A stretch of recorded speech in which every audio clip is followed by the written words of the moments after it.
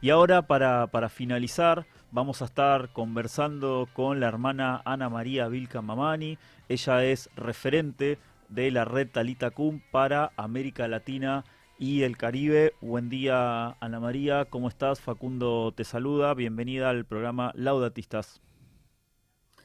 Hola Facundo, buenos días. Un saludo aquí desde Arequipa, Perú. Bueno, un Ahí gusto. estamos. Finalmente estamos, hace varios lunes que venimos conversando con Ana María y finalmente pudimos concretar, así que bueno, muy contentos de tenerte. Lo primero, en general conversamos con distintos referentes, especialistas en materia de trata, pero siempre lo hacemos desde Argentina. En esta oportunidad que estamos hablando con vos, que digamos, formás parte de la red Talitacum, si se quiere una primera caracterización del escenario actual de la trata y explotación en esta parte del mundo donde vivimos, en América Latina. Bueno, como lo dijiste, somos de la red Tarita Kun, es una red internacional de la vida consagrada de monjas que nos Ujú. dicen, ¿no? Que surgió en el año 2009, ¿no? Y intentamos, el objetivo es responder de manera articulada a este delito, ¿no? Que existe en nuestra sociedad y que cada vez se agrava más, ¿no? Ujú.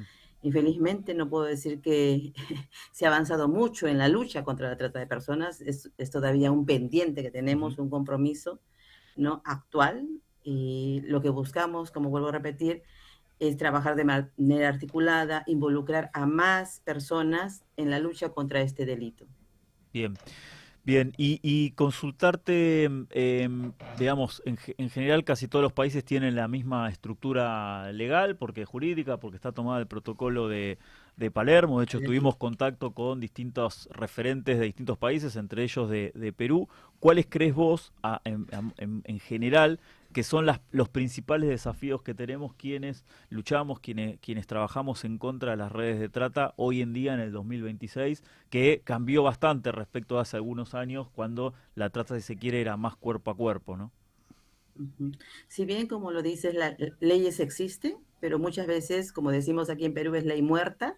Tenemos diferentes propuestas, diferentes cambios de leyes, diferentes...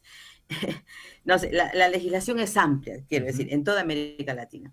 Pero cuando ya la llevamos a la ejecución, ¿no? A la puesta en práctica de todas estas leyes, campea la corrupción, infelizmente, y esa es una común en todos los países de América Latina, la corrupción, ¿no? Son muy pocos los casos denunciados que llegan a juicio y que van a llegar a una condena, a una sanción, a una reparación de la víctima. En eso todavía nos falta avanzar muchísimo. Y eso Bien, es como tengo una común en toda América Latina. bien. Y veíamos mientras presentábamos, mientras armábamos, digamos, la nota y leíamos tus otras notas que habías dado, que la semana pasada se presentó un informe alternativo, entiendo que respecto a la política pública en materia de trata y explotación del Perú. Es una presentación bastante larga que se hizo de manera virtual. ¿Qué nos puedes contar de esta iniciativa que entiendo lo que busca es, digamos, informar respecto de cómo se dio el avance de la política pública, en contraste o para hacer una comparación con lo que informa el gobierno, digamos, el Poder Uh Ejecutivo de -huh. Perú? Sí, infelizmente, y no solamente sucede en Perú, sucede en muchos países de América Latina, el gobierno no tiene una data fiable, digamos así, ¿no? Por Bien. ejemplo, en el Perú son 6 ministerios que deben luchar contra la trata de personas de manera frontal. Cada ministerio tiene una data diferente, Ujú. ¿no? El Ministerio del Interior puede decirte hay 100 víctimas, que se llama el Poder Judicial o el Ministerio de Justicia puede decirte no, atendimos 60 víctimas. O sea, no hay una data común y eso es que se llama lo común, digamos, en muchos países de América Latina y del mundo, ¿no?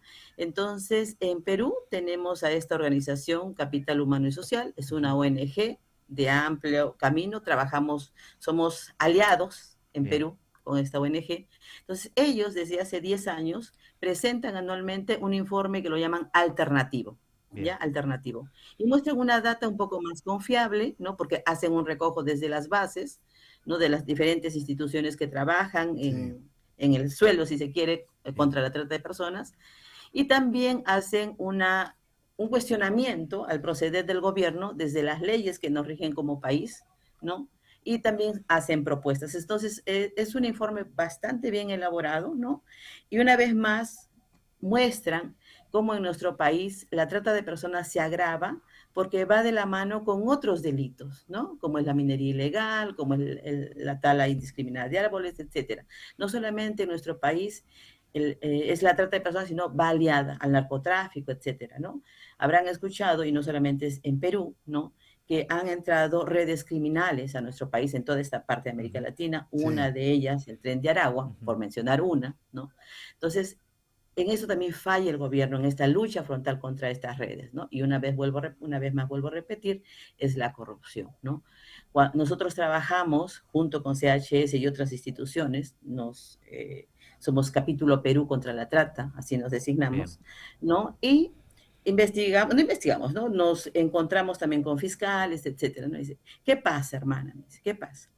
Marcamos una intervención, llegamos y está todo limpio. Alguien está dentro que advirtió de esto. Entonces, en ese sentido, ¿no? Y vuelvo al Poder Judicial también, ¿no? Como animamos la denuncia, ¿no? De hecho, en Perú, con muchos países de América Latina, existe un número de denuncia del gobierno, ¿no? En nuestro Claro. país es el 1818, ¿no? Bien. Animamos la denuncia. Pero ¿qué pasa? Se queda ahí, ¿no? Se investiga un poco y luego o no lo tipifican como delito, faltan pruebas, digamos así, y queda, ¿no? Queda en el aire, digamos eso. Entonces,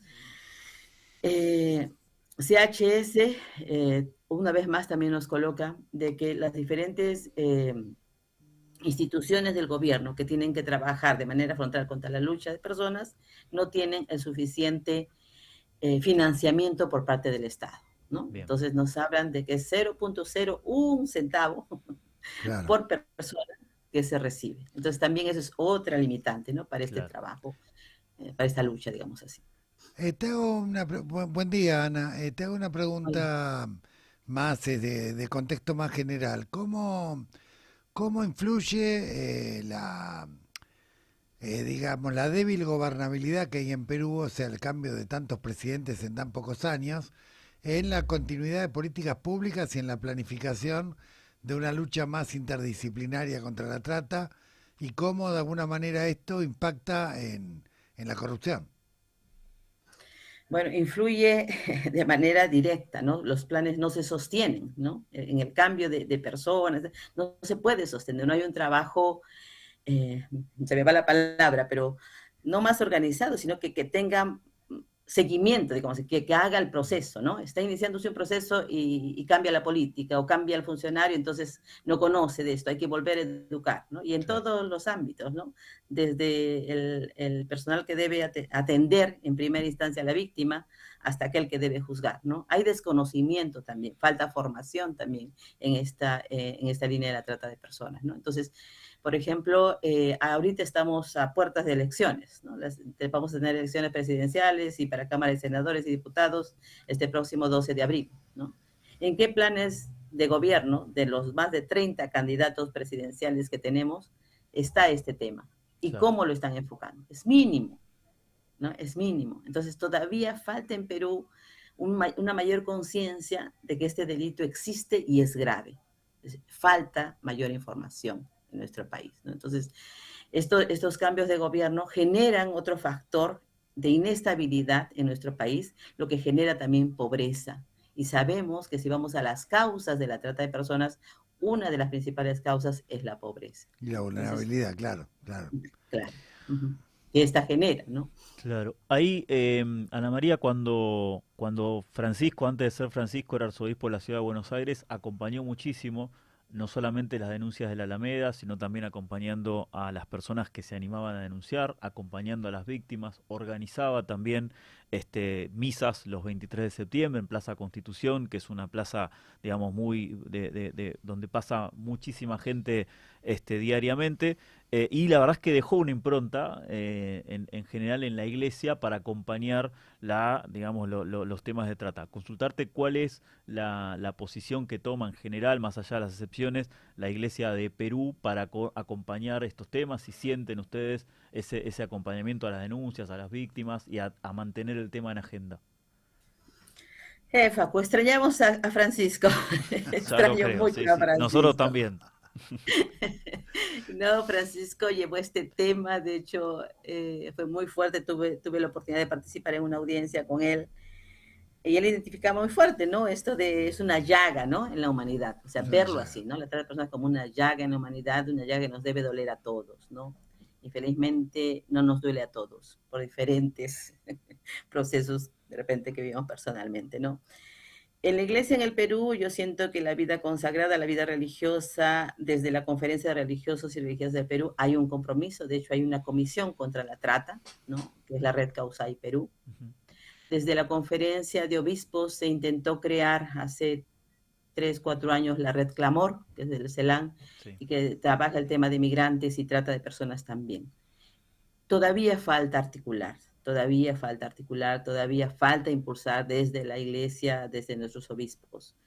Eh, no quiero ser negativa, quiero hablar desde la esperanza. Nos falta todavía fortalecer lazos para continuar caminando fuerte, ¿no? Una palabra que nos une y que nos dejó Francisco, eso de sinodalidad, ¿no? Ujú. Avanzar juntos, caminar juntos.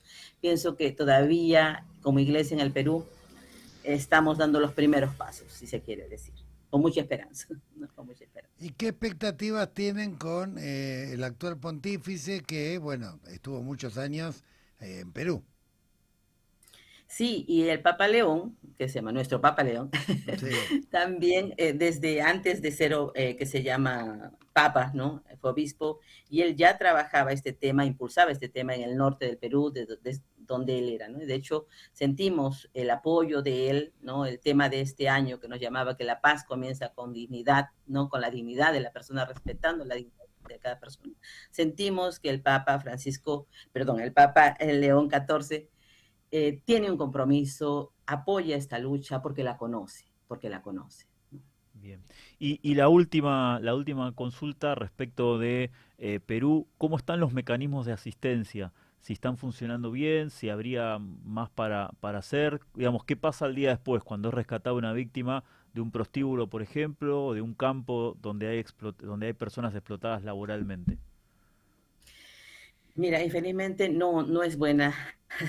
Nosotros siempre vemos, ¿no? Y el Estado promueve, dice, el enfoque integral de la víctima, pero se queda así en enfoque integral, que va desde el rescate, que se llama la atención, la reinserción y el acceso a justicia, pero eso se queda, como vuelvo a decir, escrito en palabras, ¿no?